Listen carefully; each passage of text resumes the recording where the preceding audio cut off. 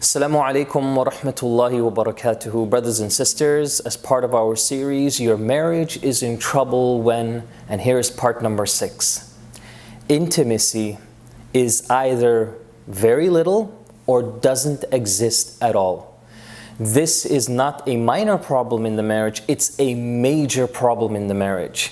According to some scholars, Ibn Hajar rahimahullah has this in his explanation of Bukhari.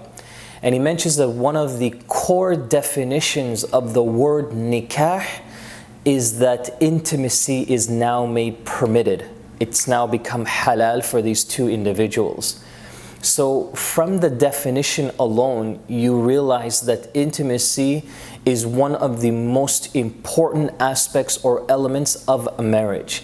And the reality is, and I know many imams and shuyukh around the world kind of shy away from talking about this topic, but it really needs to be addressed, is that intimacy is such a major part in the marriage. If you have any bankruptcy with that issue, you need to get help.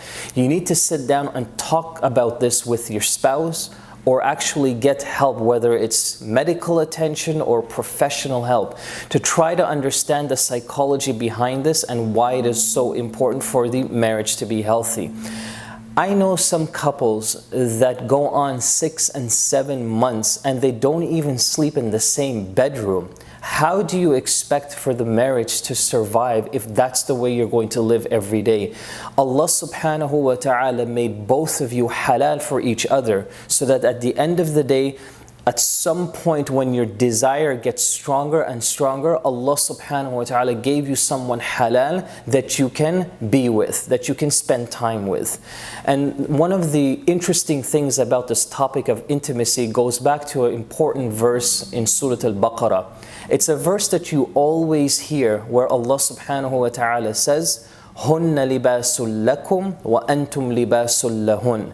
She is a garment for you and you are a garment for her. Or in the plural form, they, meaning the women, are a garment for you, meaning the men, and vice versa.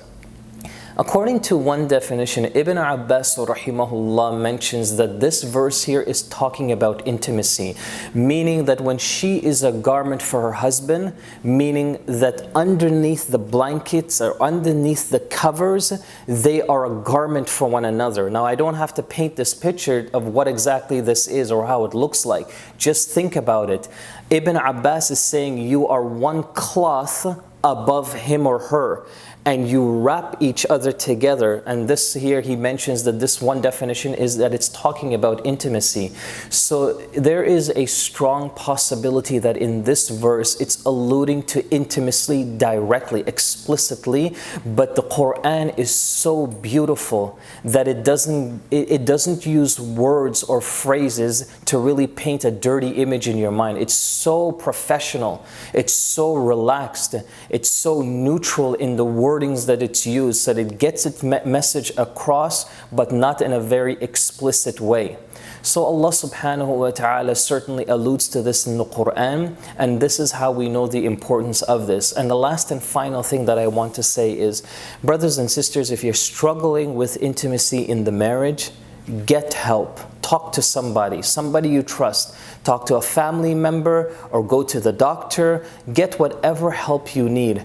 I don't know, until this day, I don't know of any marriage that survives without any intimacy. It's the way Allah subhanahu wa ta'ala created us. It's in our fitrah, and so we have to realize and understand the importance of this and how we can continue to keep that alive in the marriage bi'idhnillahi ta'ala.